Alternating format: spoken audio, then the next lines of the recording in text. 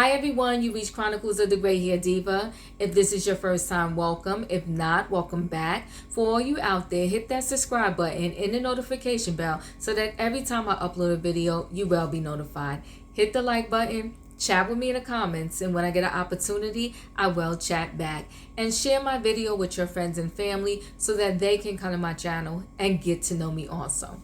I'm here today with a quick video on an article that I read. I just recently read it, but the article was actually written December of 2020 in Women's Health magazine. The author's name is Charlotte Chilton, I want to say, and she gave us 50 kind of insider tips or looks or knowings of what goes on behind the scenes at Bravo and what the talent of the Real Housewives shows of Bravo, have to go through in order to be a castmate on the show.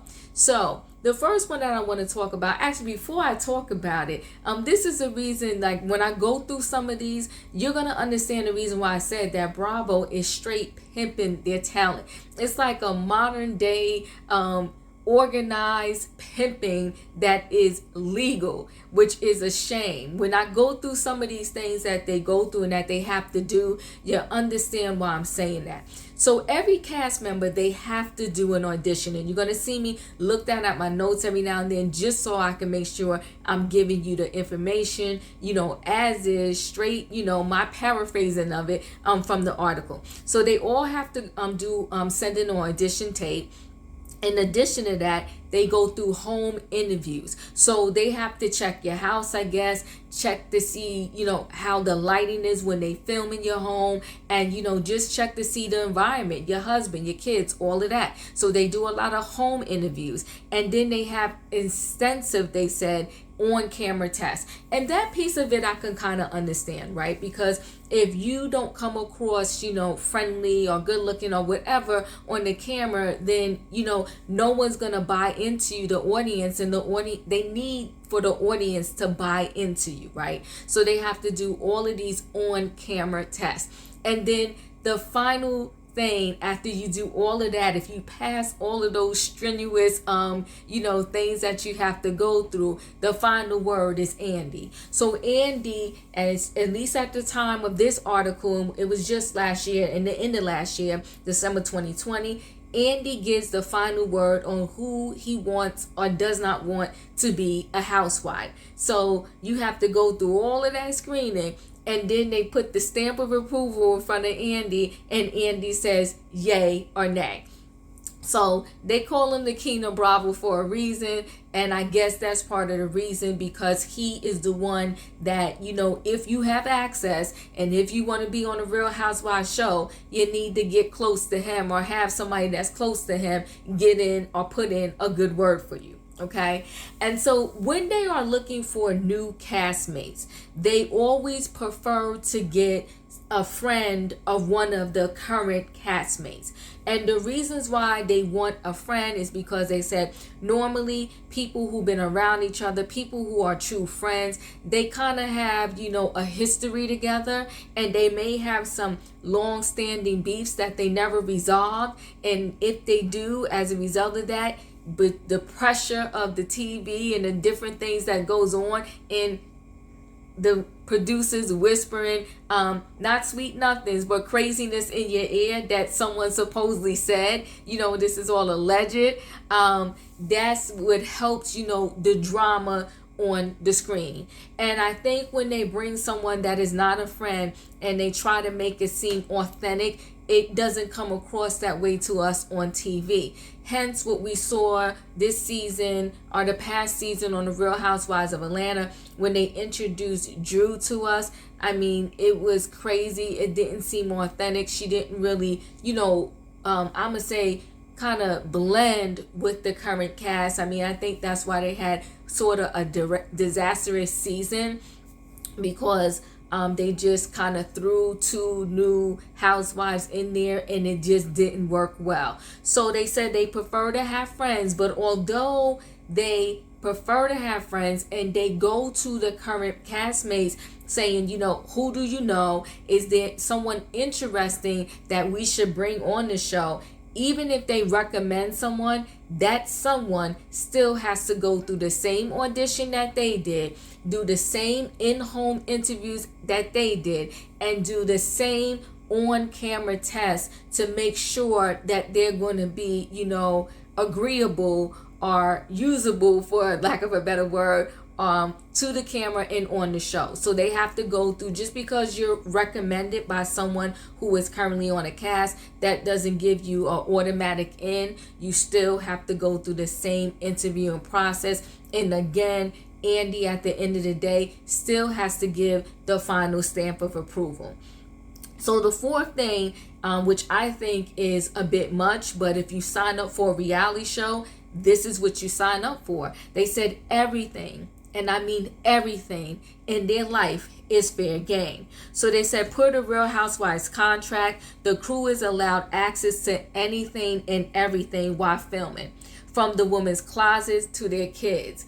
So that's a lot, but we're going to dig a little bit more into that. And they said, I always ask people what's off the table. If they say this, and that, I say then you shouldn't be on reality TV. And that was one of the casting directors talking to the New York Post. So if you're coming into it and up front you're going to start saying, well, I don't want you to talk about my husband, I don't want you to talk about this, I don't want you to talk about something that happened in my past, then it's almost like you're automatic no to them, because they need someone who's going to be authentic and who is going to allow every single part of their life to be filmed on TV. Now, the exception is this: if you have a family and they're not together, the husband and wife are no longer together, or you have a single mother, something like that, they do have to get permission from the other parent for this child to be filmed on TV. And we'll talk about it a little bit more. They have, there's laws around how many hours, a child can work and have to be filmed and all of that. But before we even get there, you do need permission from the child's other parent. And that is why we don't see baby Brooklyn on the Real Housewives of Atlanta, because her ex-husband, or soon-to-be ex-husband, is not in agreement with Kenya showing baby Brooklyn, on TV. So Mark Daly, Mark is Mark. Mark is being a beast to Kenya. But since he does not agree to let Brooklyn be on TV, they cannot legally show her on the TV. But if Mark was agreeable, even if he was, there's only but so many hours they would be able to film Brooklyn anyway, and that's because of the laws behind all of that. So the bigger thing is that everything in their life is fair game. The next one is, it says even their phone conversations are fair game. And they said, if you ever notice, every time someone gets a phone call, they actually are putting the camera on the phone so you can see the name of the person that is calling, and they always speak on speakerphone. And the reason why they speak on speakerphone is because the cast, and not the cast, the production team, they want to hear both sides of the story, and they don't want one person saying, well, so-and-so said this and so-and-so said that. And that's why they have to put their phone on speaker. And again, this is part of the contract, and it's all fair game. So it says, have you ever noticed that Housewives exclusively talk on speakerphone on the show? It's because while they are filming, the producers want to hear both sides of the conversation, because some of those conversations, they come up later and they're the cause of some of the big fights that, the different housewives have. So it's interesting that that is part of the contract. Another part of the contract is that they have to, this is in their contract, they have to keep a blog while the show is airing. And I can kind of understand that, because if they are blogging after each particular episode that airs, it helps, again, engages the audience, engages the fans, and it keeps some of the drama going. It said, so they said, when the show airs, the drama can get real. And we have seen that on any given Housewives show that you watch, whichever one you love. I love a lot of them. From the things said behind their back to situations that unfold a lot differently than one thought. That's why the housewives are supposed to, they said, keep a blog with their reactions to each episode, and that is a part of their job. So my thing is, in addition to them filming these long hours, and everything else they have to do, they're expected to keep a blog. And we'll get into it later.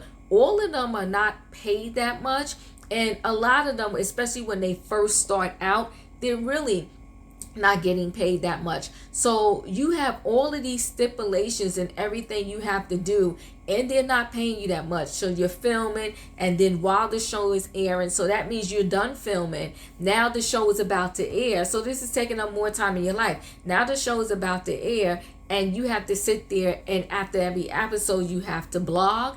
I mean, I know it comes on once a week, but still, it's a lot that is expected of you, especially if you're a beginner one and you're not making that much money.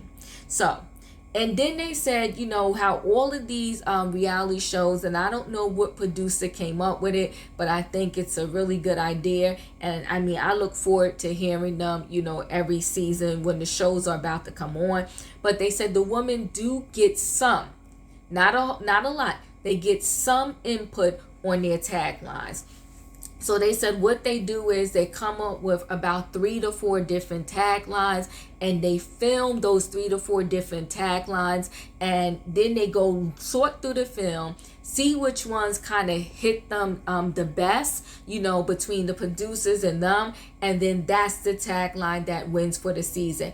And they're actually, they said, they actually work on these taglines throughout the previous season, I guess based on the drama that happened and different things, you know, that might have went on in their life. And so that's how they have the beginnings of, you know, the taglines that they're going to use for the next season.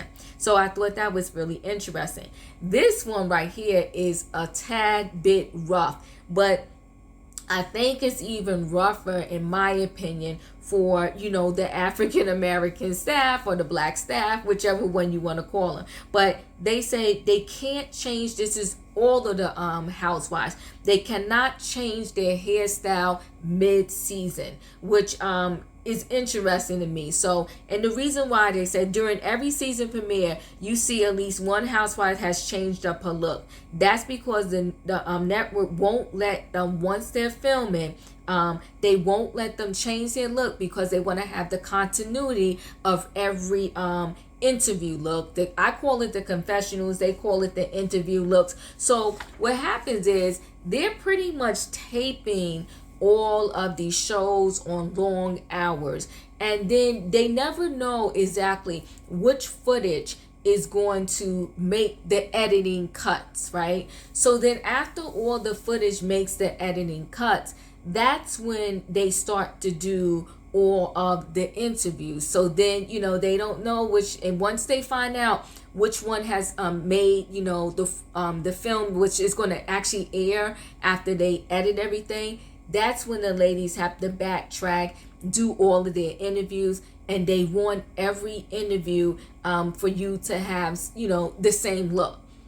They don't want 20, 30 different looks throughout these interviews. So that's why they're saying you cannot change your hair, and you get 3 looks for your interviews. And every time, and it's not like they're doing all of these interviews in the same day. So every time they're ready to shoot these interviews, these ladies have to reproduce the same exact interview look from the head to the toe, their hair, their makeup, and their outfit. And they only get 3 looks. So I thought that was like really interesting. I mean, you can't gain a pound, because what if you started out with one interview look and one outfit, and then all of a sudden you can no longer fit into it? Well, you better get a stream, sis, and your whole life together, because you have 3 looks and you have to keep that hair the same in the makeup. So you better use the same makeup artist and have her take tons of pictures and tell her, don't mess up, give me this same exact look over again.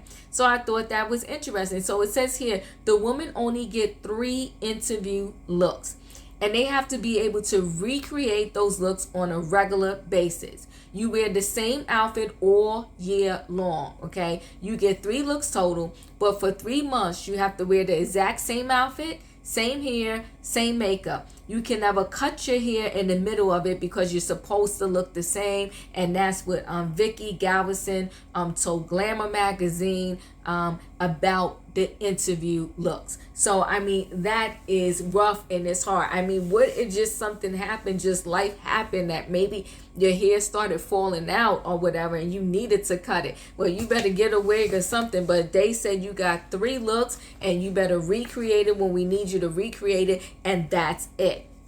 So in addition to all of that, because with anything, life is not perfect. So maybe as the producers are going through the footage, they're like, you know what, I really like that scene when they was in the restaurant. However, someone had, a rip in their jacket, so we need to film this over. So the housewives have to be available for reshoots. So after the producers get all of their footage for the day, if they start looking through their footage and they don't like something, but that is something that's going to make, after the editing floor, the housewives have to come back and they have to do the reshoot. Because they said if reality doesn't work once, try it again. So cast members have been caught in public filming the same scene multiple times, and the crews sometimes set up lighting for the set where they are filming. So we think they're just walking in a restaurant or just walking to a park, and what we see is what actually happened round 1, but that is not always the case. Sometimes, like I said, maybe something came into the scene, maybe there was some noise, and it caused them to have to do a reshoot, and that's what they have to do. So they said, which I think this piece right here, number 11, I'm up to, I think this week it was like an unspoken word because we all notice it. They have to coordinate for their promo shoots when they're about to promote the next season, which I absolutely love that. I think it's so great when, they all wear white or they all wear black or they all wear red. So I love the coordination of the promo shoots. And it says, from white to metallics to different shades of neon, the cast members always look cohesive for their cast photo. And that I do love. But again, we're going to get into this later. All of their glam is on them. And my thing is, if you are expected to have a certain look, to be glammed up, to have your makeup done, your hair done, wear the right outfits for these photo shoots. I mean, come on, Bravo, give us some money, give the people some money to achieve these looks, especially the beginner ones where they don't have as much money as some of the cast members that have been doing it for years and their pay scale is much higher. So, and they said reunion looks are a little more lax. Some are more planned than others. The Real Housewives of Dallas really nailed the black and red color scheme one year, they said, but usually the theme is a little less obvious, and the women wear some whatever most comfortable for them, but they prefer like a cocktail hour type of look. So they want them to be glam, but they want them to be glam in something that they're comfortable in, so that they're coming across presentable and they're looking good. So that's the request for the reunion. But again, all of this glam is out of their pocket. So you can only glam up but so much if you don't have the funds for it. And then that's when we come up to next, where they said they pay their own glam team. And I first found that out from Erica Jane. And it says here, when Erica Jane joined the Real Housewives of Beverly Hills, she blew the lid off the Glam Squad secret that some housewives hadn't, told us before she did. Erica was open about her wardrobe, her hair, makeup, and team. She flew out for all the major cast trips, but at whose cost? Not Bravo's, her own. So they said all of the castmates paid for their own glam squad. They pay for their own clothes. They pay for their own makeup. So all of this is on them, and that can add up. And my thing is, in my opinion, this should be added to your compensation. It should be added to your pay. I mean, if they want to say, you know what, we giving all of them $10,000 for hair, makeup, clothing, throw that on top of their pay. Now, whether they use that $10,000 for that, those situations will be their business. But I think you should add some extra money in their pay, Bravo, especially since they have to take care of their own glam. And Erica Jane was the one that kind of blew that out the lid and blew it out the water for us, how much she was spending on her hair, her makeup, her Glam Squad. And unfortunately, everything that Erica is currently going through in her life with her estranged husband, Tom Girardi, I think this piece of what she revealed on The Real Housewives of Beverly Hills is probably going to end up blowing up in her face, because all her and her husband, well, the husband more, I guess, is accused of taking his clients' money and not giving them the money that they won in settlements. But they're connecting Erica to these situations too, and she may have to, be responsible for paying back some of the money. But the next one is, they said the housewives work long hours while filming. It's hard work to make TV go like the Real Housewives franchise, and not just from the producers' ends. The women, they said, are logging in 6-day work weeks for 14 weeks, okay, during their season. And on top of that, and that's on top of any other job that they may have. So all of them are not, I guess, quote unquote, housewives.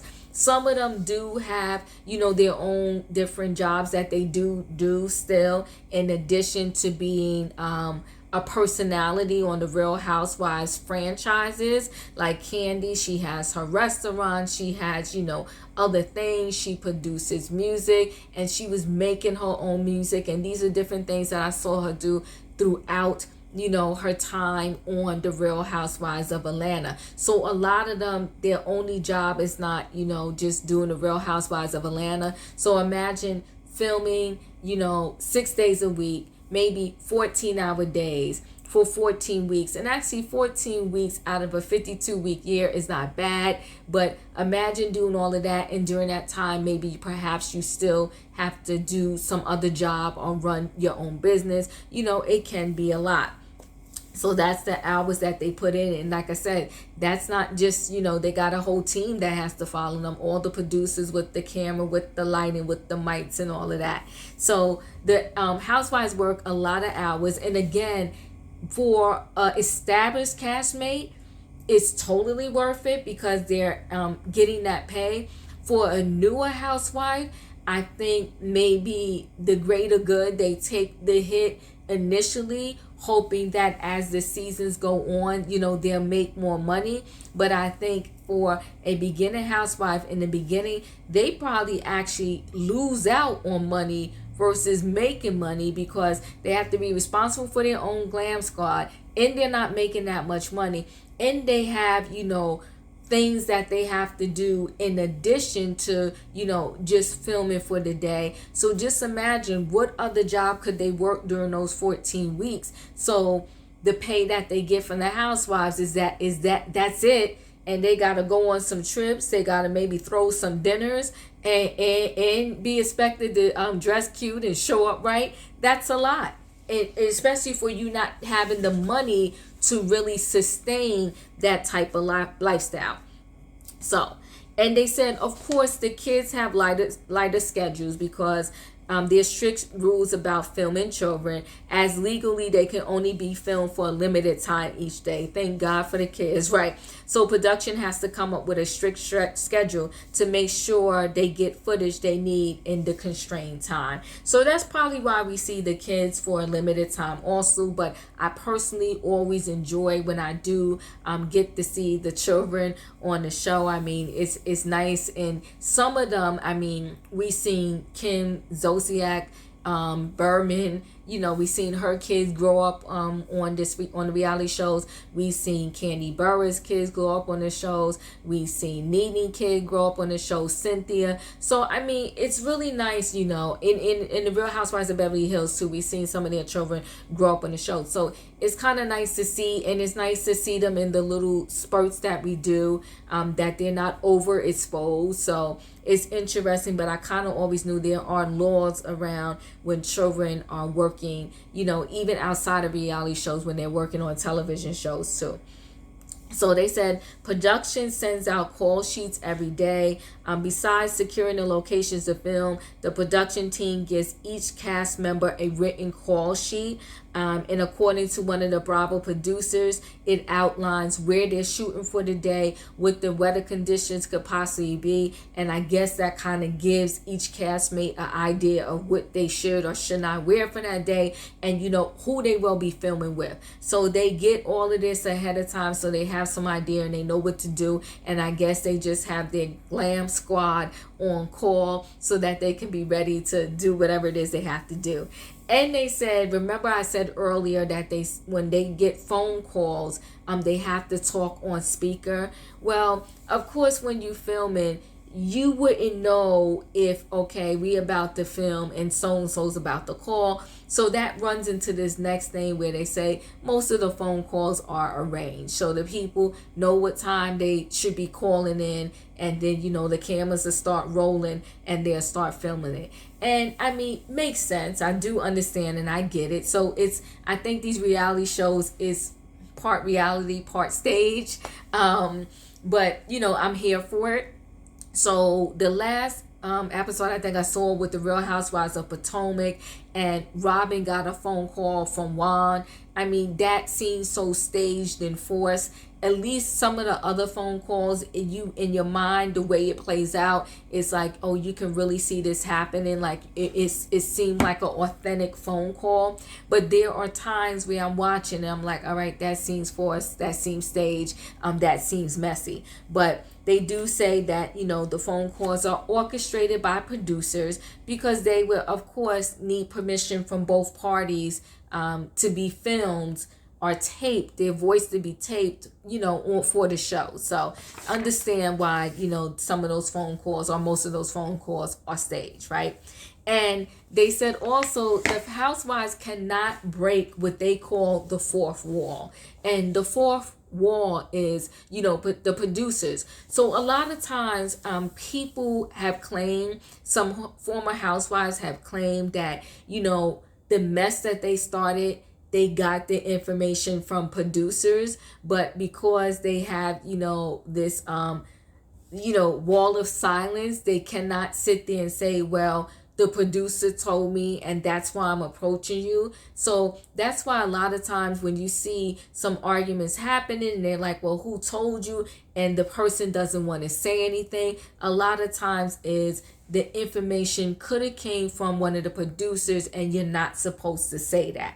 So it says the fourth one means that no mentions of production or the crew whatsoever. So no matter what the production or crew tells you, if you're going to bring it up in an argument, the information, you can't say, well, they told me. And it says this can sometimes lead to confusing drama.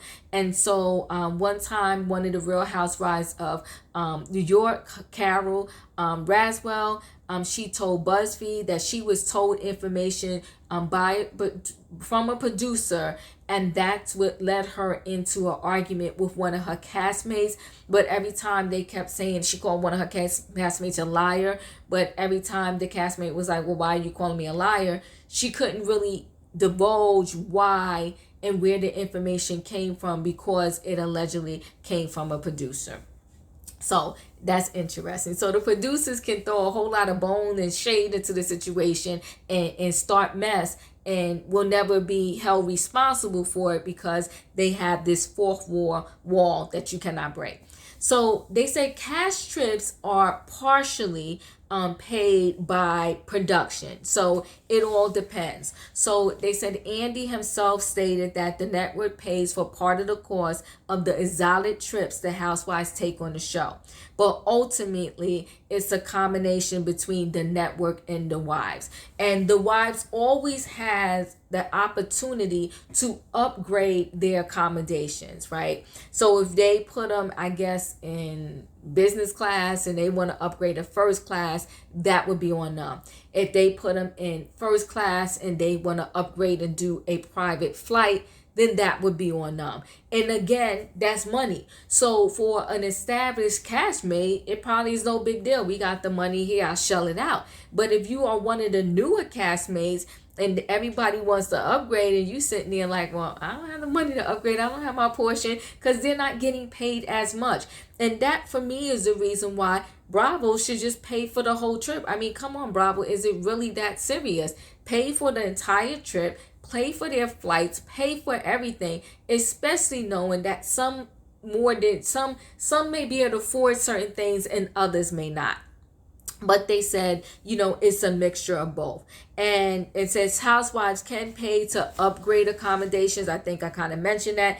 If a trip the woman wants to go on is outside of Bravo's budget, so I guess they have a budget when they do these trips, the woman can front the bill. Perks like 5 in private or traveling to a destination in a peak season are all some of the things the women arrange themselves, right? So look at the credits they told you. So if you ever want to know who really paid for a trip that they went on, they said you can look at the credits on the end of that particular episode. And if you see promotional consideration provided by airline, hotel, or cruise ship, or anything like that, that means that the producers most likely paid for that particular trip. So that's a good tip. I never, thought about it, but next time I watch one of the ones where the ladies actually go on a trip, I'm gonna look at the credits and see if I see any promotional information. So attendance on cast trips is expected, but is not required. And that's probably the reason for that is probably because if you can't afford to go, if they're going to Africa or some exotic place, which is really expensive, and again, you're just a friend to the show or one of the newer castmates that just don't have it like that, how could you go? But it said it's a big deal to miss a cast trip, and the women are expected to show up. So when you say that means it's highly recommended. That means you better go. I guess if you one of the lesser paid castmates, you better poll all your friends, do a GoFundMe or something so you can get on this trip. But they said, however, sometimes there are conflicts, or the woman will create excuses if they're fighting with a particular castmate and they just don't want to deal with them and don't want to go. That said, lack of attendance can seriously jeopardize your standing in the show's cast. And I think we see that. I mean, especially if you are a friend to the show or you are one of the newer castmates, if you want an opportunity or a chance to be on the show again, then you better find some money and get yourself on this cast trip. Or just ask the ladies, can they please do a cast trip within your budget? I don't know. You have to figure it out. So this I heard a lot from different housewives when they go on different shows. They said that alcohol is always free, which you know why. That is so messy because they want to get the alcohol in the people, because a lot of times when you get alcohol in people, they become, they speak their truth, or they become messy, or they give you good TV. So they said on vacations, one of the former housewives of New York star Heather Thompson, she said that alcohol is always free. You request what kind of alcohol you want, and whenever you show up on a trip, that alcohol is there, that alcohol is free, and she said they will replace it when it runs out. So messy, but we have seen with a lot of these different Housewives franchise, once some individual cast members have enough of the brown juice in them, they act a fool. And that makes for reality TV. So they give you the alcohol for free. And the next thing they said is the drama is never fake. So while many have accused the Real Housewives of being scripted or staged, the show stands by the fact that storylines are authentic. I actually do believe the storylines are authentic. I do believe that some of the beef, so to speak, or the arguments get out of control. But then at the same time, I feel that especially some of the newer ones, because they want a long-standing position on the show, some of them make up storylines, make up, and stage information just to get their foot in the door. And that's what I'm saying about Drew from the Real Housewives of Atlanta the past season. I felt a lot of her stuff wasn't authentic. It was just kind of made up because she needed a storyline in order to, get on the show and to pretty much stay on the show. And then one of the producers says, good luck trying to make some of these reality stars follow something scripted, because he pretty much said it's so difficult because, they're messy and they're spoiled, some of these, and that producer wanted to remain anonymous. Okay, but anyway, I can believe that too. Like a lot of them get besides themselves, especially once they become one of the liked personalities on a reality show. This part is where I'm straight messy again. This is Bravo pimping. Bravo profits from the Housewives if they have a side business and they want to promote it on the show. Bravo profits from that. So it says the women are known to hawk their various ventures, but it's not exactly free publicity. Per their contract, Bravo receives a percentage of the revenue earned from any business promoted on the show, with one exception. Now, this is where Bethany Frankel was so smart. Like a hate or whatever, she built an empire as a result of being on the Real Housewives of New York. And I mean, you gotta love her for it, right? She said in the first season of the Housewives, she made $7,250. Bravo, that was pimping her.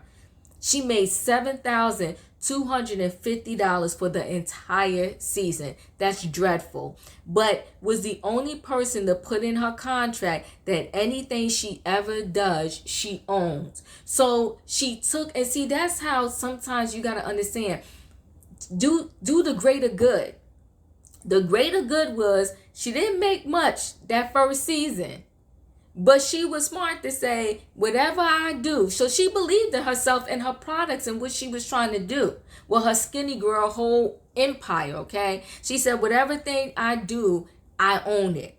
And that ended up being a pretty good thing when it came to Skinny Girl. And so Bethany told CNBC that. And smart.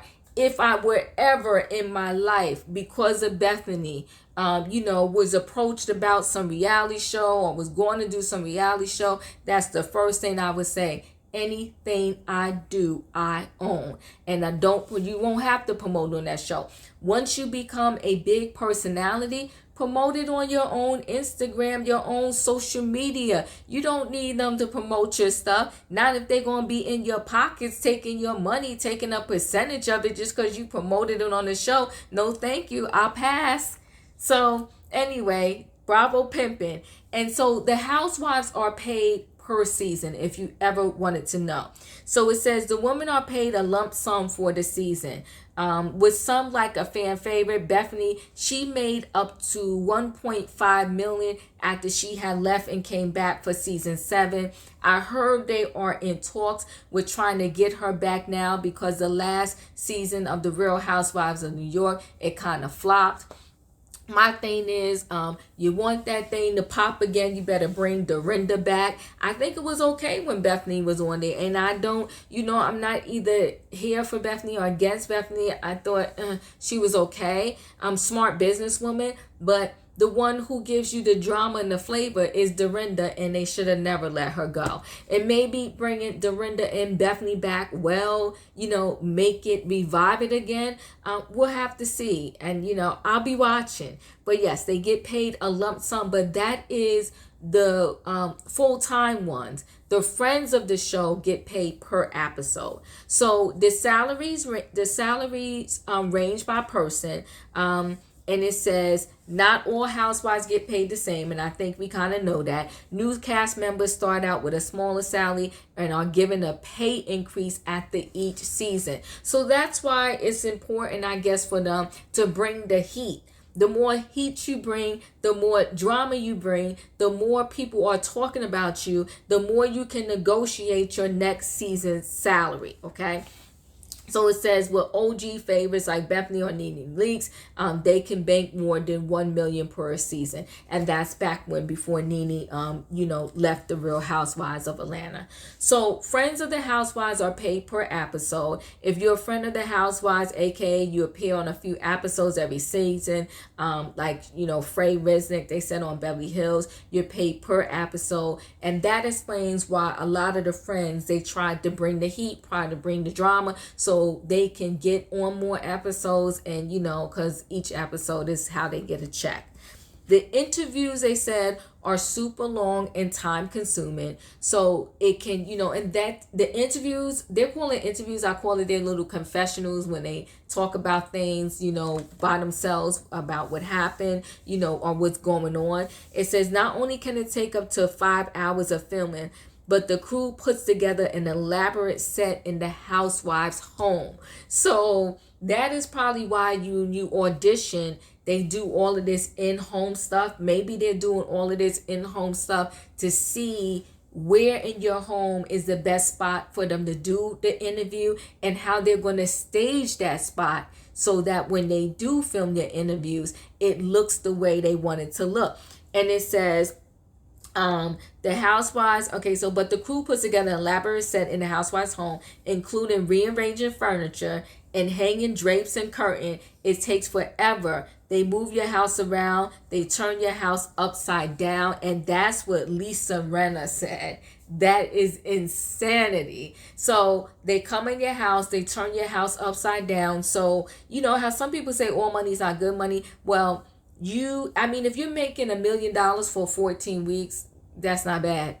But if you're on the lower end of the spectrum and they're tearing your whole household up over this situation for 14 weeks and you're really not getting paid, it's like, should I do it? But I guess on the flip side, you kind of have to think about too, what other opportunities might I get, or doors might open as a result of me being exposed on this reality TV. So I guess you have to weigh out your options and figure it out.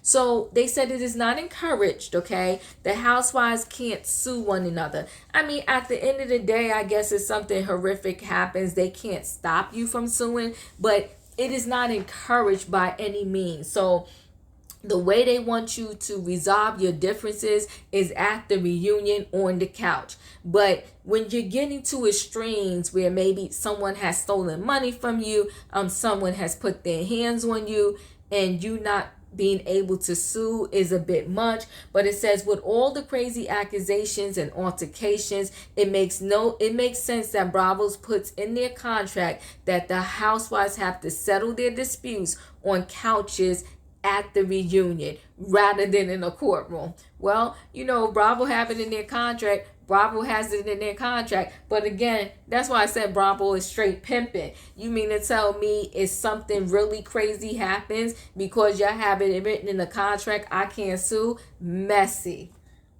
It says, the show needs permission before filming in public places, which again, I can understand. So when we see them going to a restaurant to have dinner, we see them going to a place, to have a group party, or we see them, recently on the Real Housewives of Potomac, we saw Karen, trying on this second dress for her wedding dress. Well, they have to go secure that spot and get everything signed off ahead of time before the ladies can go there. And hence, that's why they give out these call sheets, letting the ladies know, well, we're going to go here, this is going to be this time, and this is the situation. And anybody that may perhaps be seen in that scene, they have to get all of these people to sign off on something too, a consent to say you okay with being in this scene that we're filming and that's going to air. So they said usually in the restaurants, they're filming in those restaurants non-peak hours, so it's either before or it's late at night, but it's definitely their non-peak hours because they don't want to deal with a whole bunch of crowds. They may want some people in the scenes, but they don't want a whole bunch of people. So it's interesting. It's good to know. So when we see all of these fights at these different restaurants, thank God maybe that there wasn't a ton of people really in the restaurants, because they secured the spot ahead of time and they kind of was doing it in their non-peak hours. So that was interesting. And it says, yes, and everyone around them has to sign a release.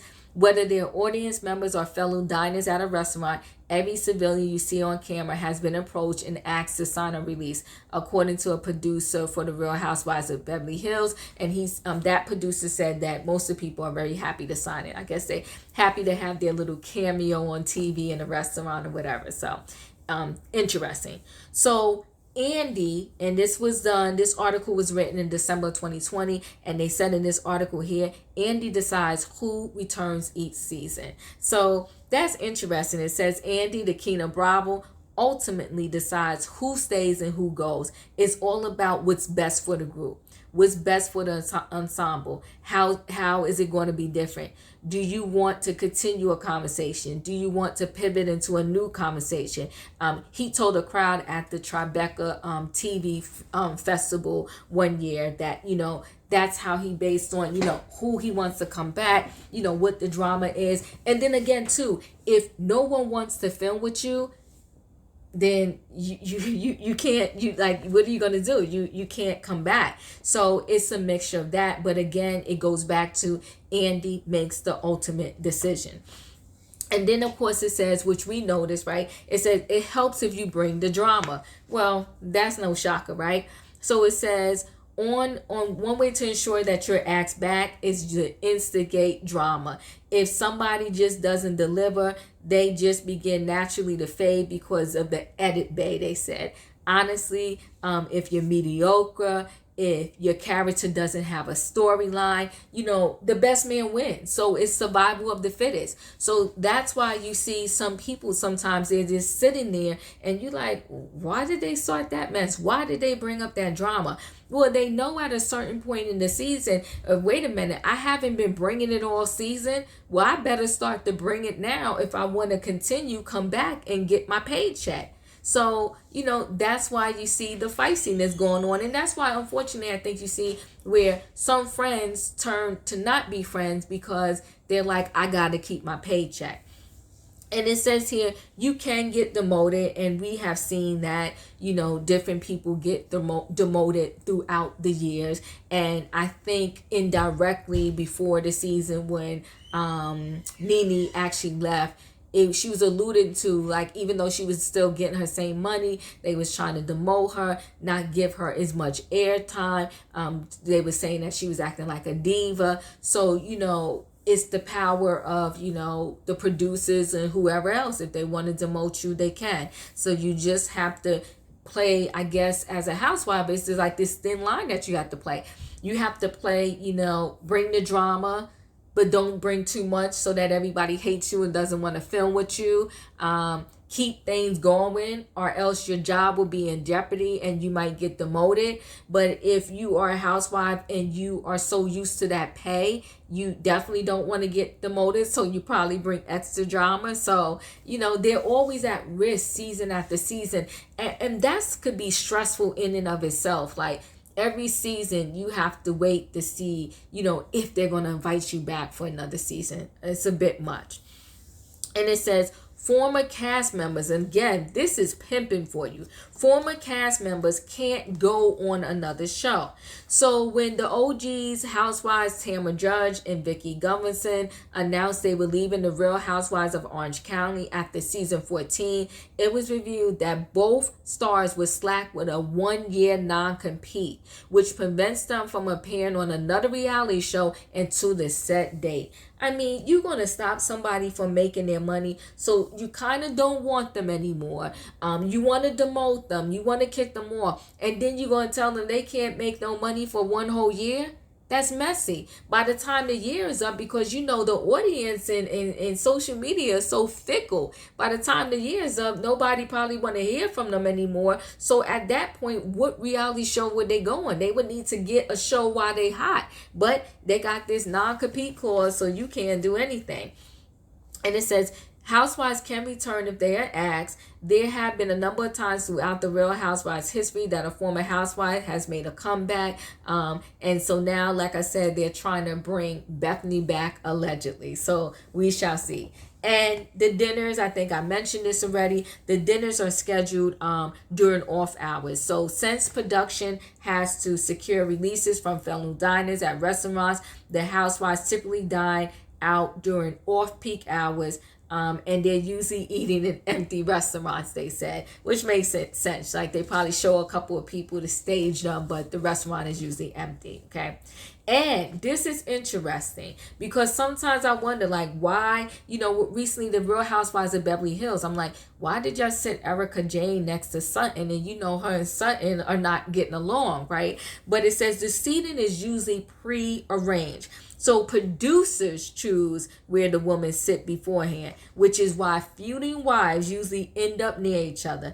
Sometimes the whole cast knows where they're sitting and sometimes they don't. Sometimes just a few know. And that's what one of the producers told Business Insider. And I said, okay, that makes sense to me. Because I'm like, if you're throwing a party, like Kathy Hilton threw the last party for the Real Housewives of Beverly Hills, and I'm like, Sutton and Erica are not getting along. Why the heck would you sit them next to each other? But we just got our answer, right? The producers usually do the seating. Makes sense.